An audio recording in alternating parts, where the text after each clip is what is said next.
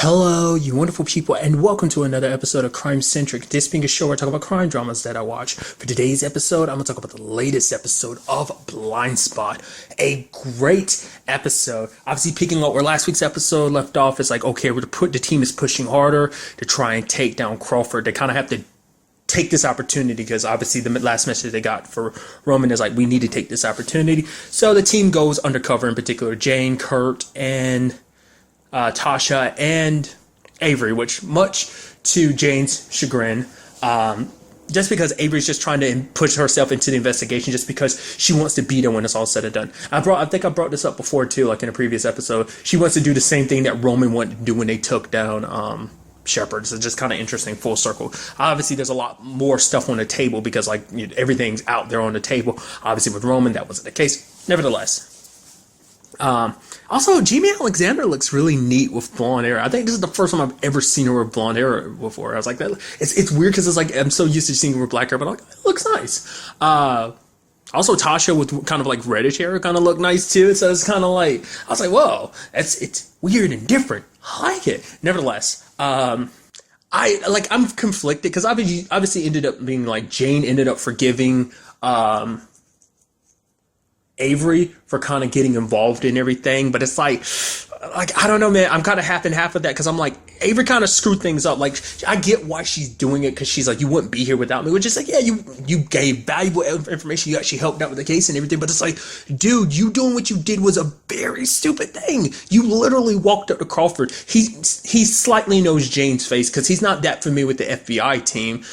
He probably sees like some pictures here and there, but it's like he never studied Jane's face. It's just like, oh, plus the tattoos, plus she's wearing a wig, so I think that kind of kept it enough. Like, I mean, he's probably so like it's such a he probably doesn't concern himself about his enemies, which considering they're his enemies, you would think he'd put more effort into it. But he doesn't know kind of like the whole special situation around Jane. That Jane's literally entire body is covered in tattoos, meant to dismantle his organization. So there's that aspect to it. I guess he just never did any heavy research himself. I guess it was more so like okay, this is the FBI team. I think wasn't it Vincent?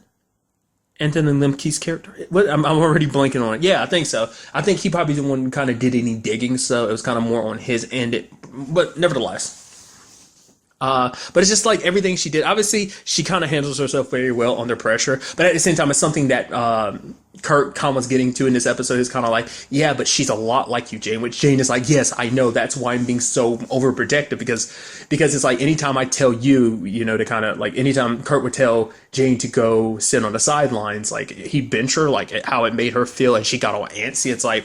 Because Kurt didn't bring it up, but I'm sure he was kind of implying it's like, if you you need to loosen your grip a little bit, but I'm also like, I understand why Jane's doing that too, because it's just like serious, dangerous work, and she knows that if Avery's not careful, she will kind of lose control of her emotions. Like, that says a lot too. Like, she was in front of him and she kept her composure. It's like, I know you have something to do with my father's suicide, even if you didn't directly have something to do with which we now know he was murdered because of the stab wounds and everything. But in this case, it's like she kept her composure no matter what. So it shows you that she has kind of taken after Jane. So I thought that was kind of a pretty neat, like a little, because it's like, to be fair, let's not forget, she fooled everyone, especially she fooled Kurt with the whole like, oh my God, like I don't know what I'm doing, when in actuality I'm secretly working with Roman. So to be fair, she's Jane's daughter, so it kind of runs in her veins a little bit. It's kind of a family thing. But nevertheless,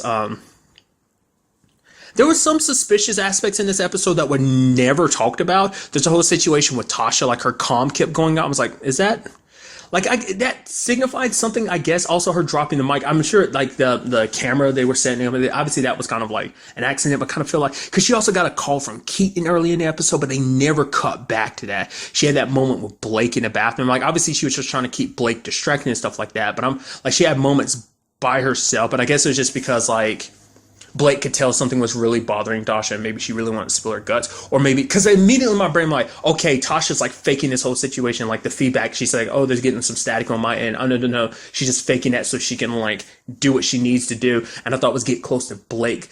Because in my mind, now just hear me out. I feel like Tasha told Blake everything because she got a call from Keaton she hasn't said jack shit to anyone else about. I don't know whether that's just Keaton giving her a heads up about like, oh yeah, we got another job on the way, so Tasha's trying to finish things up here so she can go. There's that, but I'm thinking no, it has to have to. It's just he happens to call now of all times, so I don't know if they shared that information with Keaton about what Roman had sent them or not. So. But I just get the feeling like Blake might know more at this point in time than she would. Like, I get the feeling like Tasha kind of explained everything and broke her down, and now she's kind of, I don't know. I could be completely wrong. It's just like Tasha's whole angle in like in that undercover stuff. It's like it seems suspicious to me. Like, I don't know. I feel like I don't know. There has to be another angle played there. Like Keaton had to have her do something. Like, I don't know. Like I said, I could be completely wrong about that, but nevertheless. A big part of it is Roman, Jane, and Avery all being together. It's like, that's interesting, all together under these circumstances. And Jane and Roman kind of talk. He still doesn't 100% spill his beans about why he's doing what he's doing. It's like, why are you trying to take down Crawford? He's like, well, all the people and all the bad things that Crawford's done, people. She's like, really? All of a sudden you care about that? She's like, no, there's got to be more to it. Like I said, like I don't get why he wants Crawford taken down. And basically kind of forces their hand being like, okay, you basically need me. If you don't work with me, you won't get the information you need and the proof you need to take him down. And it was an interesting conversation between him and Jane, where he was kind of talking about the fact is no matter what Jane does, because Jane's talking about the fact is that, what was it she said exactly? Oh, that he must enjoy, trying to be someone else. That she sees that he's trying so hard to be someone else. And he's like, oh, that's funny coming from you when you're doing that. He's like, because no matter what happens, you'll always be Remy. That'll always be a part of you. Which she's like, no, Remy is dead. I made the choice to be this person. I chose to be Jane. I tried to do good. I was given this second chance and I took advantage of it. But, she's like, the brother I knew at one point in time would have done the same thing. But she's like, I don't know who you are anymore. Like, obviously last season when he got zipped, she saw a glimpse of that little brother, like that little brother she had those years ago. He has a little brother, isn't he? I think so. Little brother. It doesn't, nevertheless. I'm pretty sure he is younger than Jane. But nevertheless, it just kind of hit Roman. He's just kind of like, well, whatever, get the job. And I'm just like, that does still bring up something interesting too. Like, obviously, like the whole thing with the zip is that Jane may never go back to being who she was, Remy. But then the fact of the matter is, and that's something I think Jane's even kind of dealt with in the past. That's there's that little nightmare sequence she had last season where it's like, oh, she has Kurt and she has Roman and she's like, oh, happy. And then Remy shows up and kind of ruins it. I think that could be an element they kind of circle back into the story where Jane actually remembers more. Like if she remembers more of her time as Remy, would that ever change her back? Is there a potential of her ever going back to being Remy? Because it seems like Remy is dead, but that still is a core person inside of her. Like who, even though things have changed, the circumstances have changed, like who she was as Remy stayed the same, much like Roman. But Roman's case was a little bit different from Jane just because he was just kind of like psychologically broken and just no empathy and stuff like that. So there's a lot more to it with Roman's case, but it's like maybe the same thing happens to Jane, but maybe it's on such a smaller scale it hasn't really surfaced yet. So maybe that could be something we potentially see in the future where like Jane completely does a 180. Probably not likely, like I say, because that's still the conversation of like, well, we don't know how much of her memories will actually come back, which is kind of interesting because I feel like Roman got like the important memories back. And that's another thing too. We haven't seen any flashes of Jane's memory, like a little here and there when it came to Avery. That was about it. But that hasn't been a big part. Like it was a bigger part in season 1, obviously. But I guess it's just because she's not trying to force her. She's not trying to remember much of her past. Like she knows what she needs to know now and she's happy and she doesn't need to really go beyond that. So I don't know. It's just, I know I'm drawing this out, but it's just kind of an interesting thought. Like I feel like that's an element that they're kind of setting up that can easily go off on its own thing. But what really took me by surprise is Roman's actions. It's because he ended up talking to Blake. And this is kind of why I'm kind of like also like technically this is kind of Avery's fault too, because Avery ran into Blake and everything. Like obviously like their families grew up they grew up together because it's like, oh yeah, like Avery's family knew Blake's dad and stuff like that through work and stuff like that. So they were growing up together and knew each other. But the interesting thing is, it's like because Blake met Avery and just like all the things that Avery lost, it kind of put things in perspective for her. And like Blake is like, you've done so much good for our lives, Tom, for me, for my dad. You do such a good thing. And it made Roman kind of confess his love for her. It's like, if she had not run into Avery, she probably wouldn't have ever had that conversation with Roman, and Roman wouldn't have backed out of things. Like he was telling like Crawford's like, hey, let's get this deal done. The FBI's on the way, and so had a change of heart. Even I was kind of like, wait, where did that come from? But then the moment he came in the room with Blake, I was like, is it because of Blake? And it's like, yeah, it turns out that's the case. And it's something that Jane ends up figuring out too. She's like, because with Crawford and Blake, he gets something he's never had before. Love and a family. Like obviously his family condition situation, not very good. But even being the quote unquote terrible human being that he is, Crawford still treats Roman better than his own mom treated him. And for Roman, it's like he felt like the only other person he had, Shepard was whatever. She's the closest thing to a mom, but the person he was closest to is Jane, and now he feels like there's nothing left. Especially probably having that conversation with Jane about the whole her no longer being Remy and him, like it made, because on some level maybe he was hoping that his sister was still somewhere in there, that Remy was still there. But hearing that, it's like, okay, so I'm Roman and she will forever be Jane, that my sister is dead. And maybe on some level he was still hoping for that. See, you see what I mean? Where it's kind of like you kind of see like the dominoes effect of, because of Avery getting involved, things kind of fell out the way they did. But that's me pushing a lot of blame on her. Like I said, once again, she did help out a lot with the case and everything like that. Like I said, we do see a young Jane in the making, essentially. So I'm curious to see like where that goes in that regard. Like I said, will we see any more of that? But that whole Roman situation severely surprised me. I was like, holy shit, that's crazy. I mean, to be fair, I'm not too shocked, but it's just like at the last minute changing like that. Because I knew like things, because even in the beginning, it's like, oh, what about Blake? You're getting her involved in this. She has nothing to do with this. She doesn't know anything about her dad, which is like, all right, she doesn't know, because she ended up finding out this episode that her dad's kind of a bad person. The FBI were after her and everything. It was interesting too, finding out that John Paul was actually kind of the terrible person that he is. He's known as the Serpent. It's like, holy crap, I thought you were just some rich dude he was buying this land from. It's like, no, you were a very, very, very, very, very bad guy, dude. And he was going to be someone that was going to be funded by, the money that Crawford was going to give him to kind of come out of retirement and stuff like that. It's because he ran out of money that he didn't keep up his act. He kind of went docile, but now he potentially had money again. He would have done a lot of stuff. So, I mean, granted, he got taken off the board, but sadly, Roman and Crawford got away. So that sucks. And now Crawford knows even more so. He's going to be even more wary because he knows the FBI is like closing in on him like that. So, I mean, who's to say he doesn't end up putting two and two together, remembering it's like, oh, that's that lady. Oh, well, he might say something against Roman later on if he remembers that the lady he met was Jane. Because then he'd be like, oh, why didn't you know I told you to handle the FBI? I'm curious. And then he's also going to tie that in with Avery, too, because it's like, oh, Avery, this and that. I'm also curious to see, like, if anything else comes from the whole Avery and Blake angle, like, that connection. Because obviously Blake is processing all this now, knowing about her father and also knowing that Tom knew about the whole situation, which compromises their relationship a little bit, I'm sure. But now she has to, accept this new reality of her dad being the guy he is. It's interesting, too, because Roman never bothered explaining what Crawford has planned for that land he ended up buying this episode. So, I mean, which obviously we discussed it last episode, what he's up to. So, obviously, he's probably going to be trying to move his plans up even more, especially because he does own the land, and before the FBI can really do anything, obviously take care of them and also carry out his plan. So, which final thing we saw in the episode, literally Roman setting up the hits. He is sending a hit squad after everybody in the FBI team, except for not one for Avery. I mean, which I think is a good thing. At least he has some heart, but for him, it's just like, no, he finally has a family again.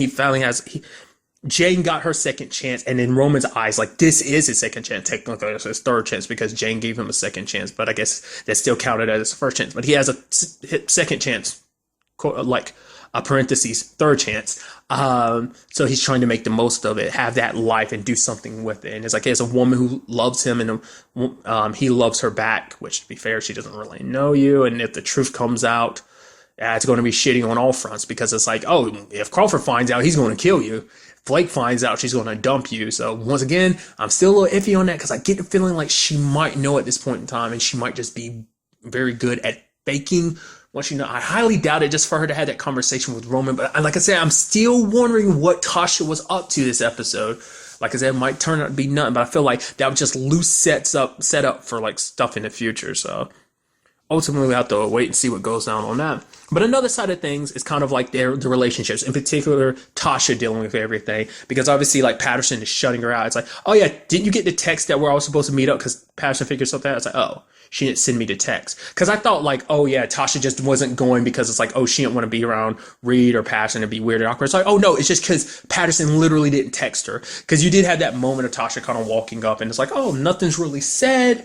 Patterson hasn't really said much to her, but she was slowly freezing her out. Like, oh yeah, let me go over here where everyone else is to inform them about what's going on. And then just walking past Tasha, not saying anything. Obviously, Reed talks to her about it. Because over the, like she ends up hearing, like, Patterson ends up hearing the conversation between Jane and Tasha. And it's a very good conversation, and I thought was pretty nice because, you know, Jane's like, I understand why you did. Like, you did what you did to protect the people you love and do what you needed to do. The fact that she's like, I'm not going to blame you. I'm literally was in that situation. You guys literally forgave me for my betrayal, you know, like, you know, it took a while. And yes, Tasha was still pissed after her, like, for such a long time. But we saw that process in season 2 when it changed over to Jane and, like, you know, Tasha actually being like, oh wow, like, you know, her and Jane actually becoming close last season. And so they're kind of laughing about it, but it's just kind of like Tasha's like, I don't deserve that forgiveness. And you see it kind of resonating with Patterson, but not enough for her to completely forgive her. Like, Reed's talking to her. Reed's not saying it from like the more, yeah, I get it, you're mad and everything. It's like, but basically you need to kind of deal with that in your own way. Like, while you're here, be professional, compartmentalize, because we need to work together as a team. Awkward considering the whole conversation between him and Tasha. And I love that whole situation when they were undercover and everything. It's like, oh yeah, so tell me the first moment you thought you knew you fell in love with her. Tasha quickly changed the subject. And you can tell too, Tasha probably she wasn't putting her all into this undercover. It's like, okay, we're getting the information we need from you, Vanessa. Ha ha ha ha. Oh wow, we're done? Okay, bye. And leaving immediately because she's trying to avoid that conversation as much as possible. So there's that. And then finally, at the end, like, you know, you have Reed being like, okay, can we just turn our clock back for Tasha? She's like, I wish I could. I'd give anything to be able to do that, but I can't. It's out there. You know how I feel, and there's nothing we could do about it. And she's like, I can't go to your wedding.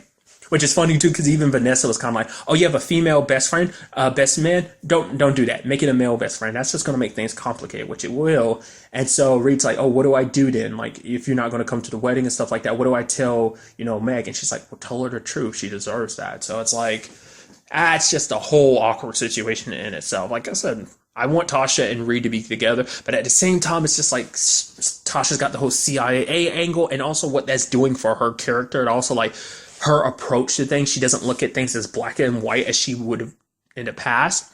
And it's just a situation that I feel like if they had all spoken how they really felt back then, if Tasha hadn't pulled away, you know, because I think maybe on some level she was thinking it, she kind of felt that way, but she never really acted upon it until Reed kind of put it out there like, oh, there could be something between us.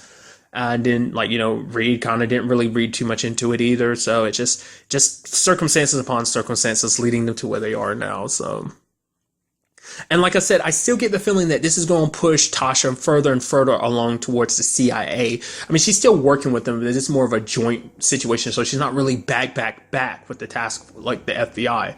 I think in my head, I kind of get that confused because I think that she's back with the FBI, but it's like, no, she's kind of acting almost like as a liaison, essentially.